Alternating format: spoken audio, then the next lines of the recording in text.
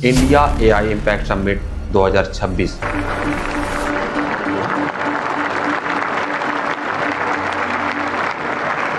जो 16 फरवरी से 20 फरवरी तक नई दिल्ली के भारत मंडपम में हुआ था, एक ग्लोबल लेवल का सबसे बड़ा इवेंट था जहां दुनिया भर के बड़े बड़े सीईओज, हेड ऑफ स्टेट और कंपनियां आई थी। इंडिया ने होस्ट किया और क्लेम किया कि ये आने वाले फ्यूचर में इंडिया को शेप करेगा, दुनिया को शेप करेगा, खास करके ग्लोबल साउथ के लिए। Welcome to the first AI summit in the global south, and of course the biggest AI summit so far. We have participation from 118 countries. Thank you all for making this summit a grand success. बहुत ही hype था, लेकिन ground पर क्या हुआ? Chaos हुआ, लंबी कतारें हुई, वाईफाई नहीं काम कर रहा था और इतने बड़े इवेंट में सोचो सिर्फ कैश में पेमेंट किए जा रहे थे। कई लोगों का गियर चोरी हो गया, गियर मतलब सामान चोरी हो गया जो लोग यहाँ पर चीज़ों को दिखाने के लिए लाए थे। बहुत ज़्यादा कंट्रोवर्सी हुआ, प्रोटेस्ट हुआ, सब कुछ हुआ। बड़े बड़े लोग आए थे, सीईओज आए थे, ओपन एआई के सैम एल्टमैन और सुंदर पिचाई जो कि गूगल के सीईओ है, वो सब यहाँ पे आए थे। इंक्लूसिव और एथिकल एआई में इंडिया ने कहा कि हम लीडर बन रहे हैं। लेकिन इसी एआई समिट में पहले दिन बहुत ही ज़्यादा क्यूस हो जाता और इतने बड़े समिट किया जा रहा है हमारे देश में, और पेमेंट किसी भी कैंटीन में ऑनलाइन नहीं हो रहा है, कैश में पेमेंट किया जा रहा था। जो लोग यहाँ पे प्रोडक्ट लाए थे पवेलियन में दिखाने के लिए, क्योंकि इतने बड़े इवेंट हो रहा था और यहाँ पर सभी को दिखाना था मेड इन इंडिया, जो भारत में बनाया गया एआई या फिर किसी भी रोबोट वगैरह को, ये सब यहाँ पे दिखाना था, क्योंकि दुनिया को बताना था कि इंडिया भी एआई में आगे बढ़ रहा। और जब यहाँ पे सभी लोग सामान लेकर के आए थे और पीएम मोदी अचानक से पहुँच जाते हैं भारत मंडपम में और शूट शुरू हो जाता है। लोग 6-7 घंटे बाहर इंतजार करते हैं, गर्मियों में परेशान होते हैं। पीएम मोदी के विजिट पर क्राउड कंट्रोल फेल हो गया। इतनी बड़ी भीड़ थी कि लोग अंदर नहीं पहुंच पा रहे थे। आईटी मिनिस्टर अश्विनी वैष्णव ने अगले दिन आकर के इस कियोस्क के लिए माफ़ी मांगी, मीडिया के सामने आकर के माफ़ी मांगी और उन्होंने बोला कि डे 1 में प्रॉब्लम थी। मीडिया ने लिखा कि कियोस्क और कन्फ्यूजन से भरा इवेंट था, इतना बड़ा समिट, लेकिन ऑर्गेनाइजेशन वीक लगा। ये देख के लग रहा था कि इंडिया अभी भी बड़े ग्लोबल इवेंट को मैनेज करने में स्ट्रगल करता है। भारत की गवर्नमेंट से पूछना चाहता हूँ, आईटी मिनिस्टर से पूछना चाहता हूँ, पीएम से मैं पूछना चाहता हूँ कि इतने बड़े इवेंट क्यों नहीं आप करवा पाते? एक तरफ तो आप कहते हो कि भारत दुनिया का चौथे सबसे बड़े इकोनॉमी वाला देश है, इसके बाद कोई भी बड़ा इवेंट होता है उसमें बहुत ही बड़ा कियोस्क देखने के लिए मिलता है। ना तो पैसे की कमी है, जितना चाहे उतना पैसा आपको गवर्नमेंट से मिलती है किसी भी इवेंट को करने के लिए, इसके बाद भी इतने बड़े कियोस्क होते हैं। इससे हम लोगों का, आम लोगों का या फिर देश का बेइज्जती होता है। आप लोग तो मज़े में घूमते हो, लेकिन हम लोगों को बेइज्जती सहना पड़ता, पूरा देश को इसके कारण बेइज्जती सहना पड़ता है। और ये वाला पार्ट तो और भी मज़ेदार था। ये कियोस्क के बारे में जब आप सुनोगे तो आपको मज़ा आएगा, क्योंकि इसके बारे में सब लोग जानता है। और इन्होंने जो भारत का नाक कटवाया है, इससे पूरी दुनिया में भारत को बेइज्जती सहना पड़ रहा है। एक ग्लोबल लेवल पे बेइज्जती हम लोगों का करवाया। ये नाम है गलगोटिया यूनिवर्सिटी। गलगोटिया यूनिवर्सिटी एक ग्रेटर नोएडा में प्राइवेट यूनिवर्सिटी है और वो भी स्टॉल लगाया था। You need to meet Orion, and this has been developed by the Center of Excellence at the Galgotias University. I would also like to take a moment to brief you about Galgotias University. We are the first private university investing more than 350 crore rupees in artificial intelligence. उनकी professor जो कि नेहा सिंह, उन्होंने claim किया कि उनका अपना develop robot है, उन्होंने अपने यूनिवर्सिटी में से डेवलप किया और इंडियन इनोवेशन बताया। जिसके बाद आईटी मिनिस्टर अश्विनी वैष्णव ने बाकायदा एक ट्वीट कर दिया और कहा कि भारत भी अब इनोवेशन कर रहा है। जिसके बाद सोशल मीडिया पर हड़कंप मच गया। लोगों ने कहा कि वाह, भारत ने तो एआई डॉग बना दिया। लेकिन जब इसे सोशल मीडिया पे वीडियो वायरल हुआ, तब जाकर के पता चला कि ये तो एक चाइनीज रोबोट डॉग है जिसका नाम था यूनिटरी गो टू, जो चीन की कंपनी यूनिटरी रोबोटिक का प्रोडक्ट है। चीन के वेबसाइट पे आपको देखने के लिए मिल जाएगा, जिसका कीमत है 2.5 से 3 लाख रुपया है। दुनिया भर में रिसर्च में यूज होता है और आपने आईपीएल में भी देखा होगा इस रोबोट डॉग को, जो इधर से इधर नाचता फिरते चलता है। और इसी को गलगोटिया यूनिवर्सिटी ने अपनी एआई समिट में दिखा दिया। इतने बड़े समिट में ये जाकर के लोगों को, दुनिया को बेवकूफ़ बना रही थी। यूनिवर्सिटी सोची कि पूरी दुनिया को मूर्ख बना देंगे, लेकिन इन्हें पता नहीं था कि एआई का ज़माना है, इंटरनेट का ज़माना है, आप किसी को भी मूर्ख नहीं बना सकते। यूनिवर्सिटी को समिट से फिर इसके बाद निकाला गया, स्टॉल से भी। गलगोटिया को एआई एक्सपो खाली करने के निर्देश दे दिए गए हैं। इससे भी बड़ा बेइज्जती तो तब हुआ जब स्ट्राइकर ड्रोन, जो एक साउथ कोरिया का ड्रोन था, उसे भी यूनिवर्सिटी ने कहा कि ये हमने बनाया है, हमारे यूनिवर्सिटी में इसे भी डेवलप किया गया है। ये बहुत इंटरेस्टिंग सी चीज है। इसकी एंड टू एंड इंजीनियरिंग से लेकर के इसका एप्लीकेशन सब कुछ यूनिवर्सिटी पे हुआ है और ये इंडिया का पहला ड्रोन सॉकर एरिना है जो गलगोटियास पे ऑन कैंपस आपको देखने को मिलेगा। जब इसका भी पता लगा तो पता चला कि यह भी साउथ कोरिया का है और इसे भी यूनिवर्सिटी अपना बता रही है। सोचो इन सब चीज़ों में यूनिवर्सिटी 350 करोड़ रुपया खर्च किया है। सिर्फ चीन से या फिर साउथ कोरिया से सामान ला करके और नाम दे देने से कोई आपका इनोवेशन नहीं हो जाता। सोचो यहाँ पर 350 एग्जीबिटर्स थे, लेकिन एक कंट्रोवर्सी वायरल हो गया। चीन की मीडिया, चीन के एक ट्विटर हैंडल से बाकायदा भारत को ट्रोल किया जा रहा था, भारत का मजाक उड़ाया जा रहा था। ये कहा जा रहा था कि देखो, भारत जो कह रहा है कि हम इतने बड़े एआई समिट कर रहे हैं और खुद को सुपर पावर कहता है और दुनिया के चौथे सबसे बड़ी इकोनॉमी वाला देश है, और वो इसकी यूनिवर्सिटी में एक चाइनीज रोबोट डॉग को दिखा करके बहुत ही तारीफ लूटी जा रही है। इस पे आईटी मिनिस्टर बाकायदा ट्वीट करते हैं, वो बाद में ट्वीट डिलीट कर देते हैं और इससे और ज़्यादा कंट्रोवर्सी बढ़ती है। विपक्ष के लोग खूब मजे लेते हैं। लेकिन मैं विपक्ष वाले लोगों से भी कहना चाहता हूँ, ये जो गलगोटिया यूनिवर्सिटी की जो कंट्रोवर्सी थी, इतनी बड़ी कंट्रोवर्सी नहीं थी, लेकिन ऑपोजिशन के लोगों ने इसका मजाक उड़ाया और ऑपोजिशन के जितने भी आईटी सेल थे, पीआर कंपनी थी, इन सब ने इस चीज़ को बढ़ा चढ़ा करके दिखाया और पूरी दुनिया में इसे ट्रोल करवाया, इसे ट्रेंड करवाया। चाटने वाले जितने भी इन्फ्लुएंसर थे जो कांग्रेस का चाटता है, उन सब ने इस पे वीडियो बनाया, दिन रात वीडियो बनाया, ताकि भारत को पूरी दुनिया में एक्सपोज किया जा सके, भारत की बेइज्जती हो सके। इससे भी जब मन नहीं भरा तो जानते हो क्या किया इन लोगों ने?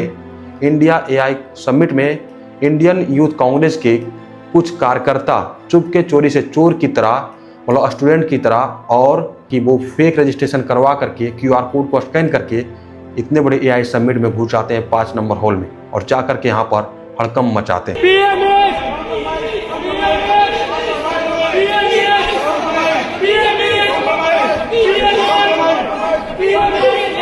टी शर्ट लेस होकर के नंगा नाच करते हैं इतने बड़े समिट में, जिसके बाद भारत की और भी ज़्यादा ग्लोबल लेवल बेइज्जती हुआ। गलगोटिया यूनिवर्सिटी की बेइज्जती से भारत अभी उभरा ही था, इसके बाद कांग्रेस के जो ये नंगा नाच हुआ, इससे भारत को पूरा बदनाम किया गया, पूरा भारत का नाक कटवा दिया इस कांग्रेस वालों ने। गलगोटिया यूनिवर्सिटी तो एक कंपनी थी, चलो इसने गलती किया जा करके, यहाँ पे गवर्नमेंट की भी गलती थी कि जब यहाँ पे स्टॉल लगाया जा रहा था, पहले चेक करना चाहिए था कि ये लोग क्या दिखाने वाले हैं। जाहिर सी बात है, कोई भी कंपनी अपना बढ़ा चढ़ा करके कुछ भी दिखा सकती है, फेंक सकती है। यही किया गलगोटिया यूनिवर्सिटी ने, फेंक दिया। जितने भी चाटने वाले इन्फ्लुएंसर थे वो सब लगातार वीडियो बना रहे थे। ये जो कंट्रोवर्सी थी, इतनी बड़ी कंट्रोवर्सी नहीं बनती अगर सभी लोग इसको छुपा लेते और सभी मानते कि इस कंट्रोवर्सी से बल्कि एक यूनिवर्सिटी की बुराई नहीं हो रहा है, कंट्रोवर्सी से एक यूनिवर्सिटी की इज्जत नहीं जा रहा है, बल्कि देश का इज्जत इस कंट्रोवर्सी के कारण नीलाम हो रहा था। विपक्ष के लोगों को तो बस कुछ भी अच्छा काम अगर गवर्नमेंट करती है तो उसे किसी ना किसी प्रकार से ब्लेम करना है, किसी ना किसी प्रकार से इसको बर्बाद करना है, इसे पूरी दुनिया में बेइज्जती करवाना है, काम को एक्सपोज करना है। और इसी चीज़ को वो कांग्रेस वाले लोग कर रहे थे। पूरे ग्लोबल लेवल पे भारत अपनी छवि को दिखा रहा था। एक बड़ी कंट्रोवर्सी हुई और इसी कंट्रोवर्सी को बहुत ही ज़्यादा बढ़ाया गया कांग्रेस की तरफ से। कांग्रेस वालों ने इस कंट्रोवर्सी के, इनके आईटी सेल वाले लोग ने इसे खूब बढ़ाया, खूब चढ़ाया। सारे इन्फ्लुएंसर, हो सकता है कि ऑपोजिशन के लोग, ये जो चाटने वाले इन्फ्लुएंसर हैं, जो बड़े बड़े मुंह लेकर के, नाक लेकर के आते हैं, शायद उन लोगों को आईटी सेल और इनके पीआर कंपनी के द्वारा हो सकता है इन लोगों को पैसे दिए गए होंगे, क्योंकि तभी इतनी ज़्यादा ट्रोलिंग हो रही थी कि यूनिवर्सिटी की। ऐसा तो है नहीं कि कोई भी यूनिवर्सिटी यहाँ पे जाकर के कुछ बड़ा काम कर दिया, कोई भी यूनिवर्सिटी ने बड़ा काम नहीं किया है। हालांकि गलगोटिया यूनिवर्सिटी ने नाक कटवाया है भारत का, और इस नाक को पूरे कटवाने की जिम्मेदारी किसने लिया था? कांग्रेस वालों ने, विपक्ष वाले लोगों ने, जिससे भारत की इंटरनेशनल बेइज्जती हुई। इन लोगों ने भारत की इंटरनेशनल लेवल तक बेइज्जती क्यों करवाया?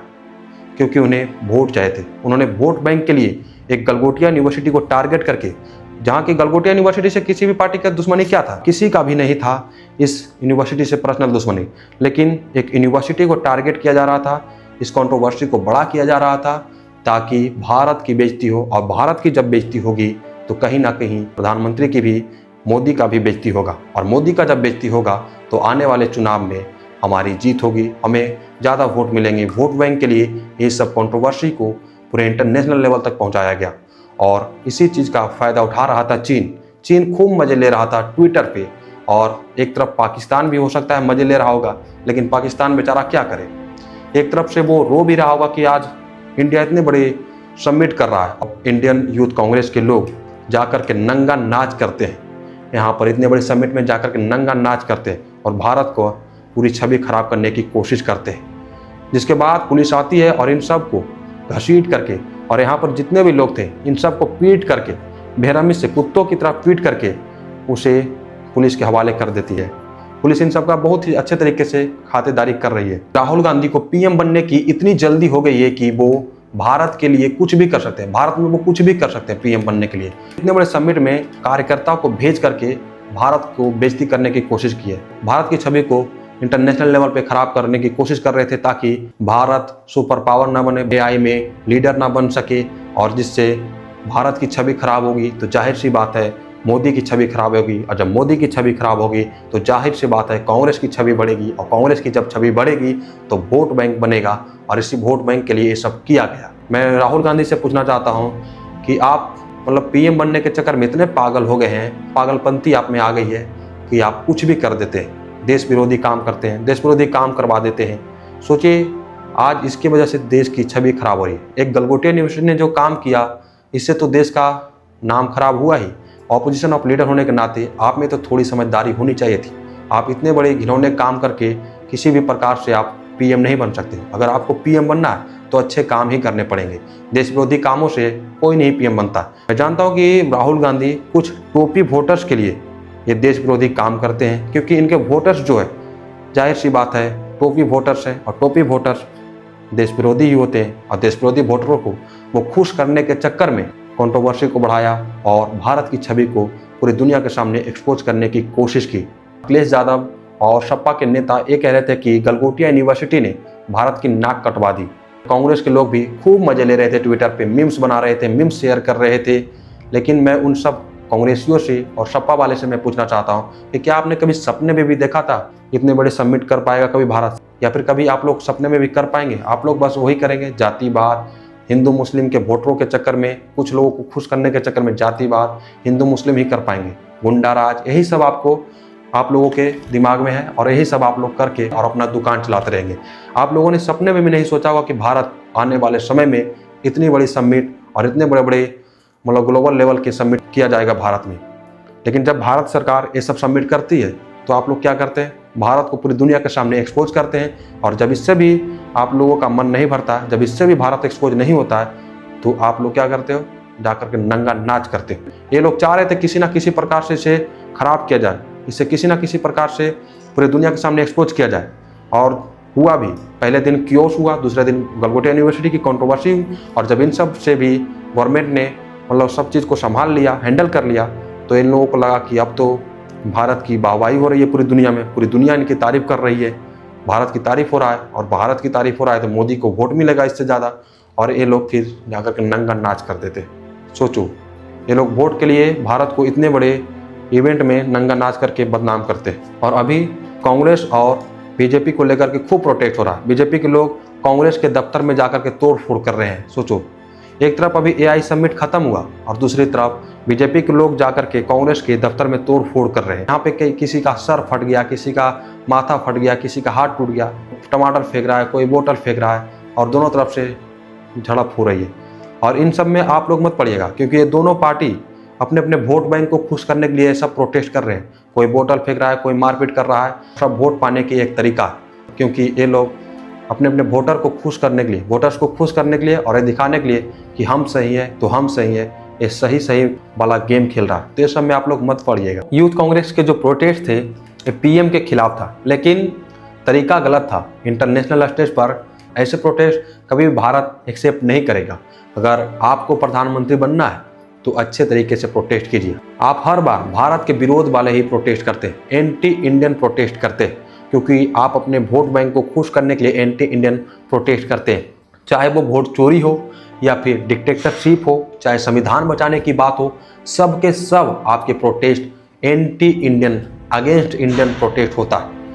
आप पहले तो कहते हो कि वोट चोरी हो रहा है देश में, फिर कहते हो डिक्टेटरशिप आ गया, फिर कहते हो संविधान खतरे में है। इसके बाद भी आप आए दिन मोदी सरकार को, मोदी गवर्नमेंट को खुलेआम प्रोटेस्ट करते हो, खुलेआम क्रिटिसाइज करते हो, खुलेआम ट्रोल करते हो, और फिर कहते हो डिक्टेटरशिप आ गया, भारत के संविधान खतरे में है, कहते हो वोट चोरी हो रहा है।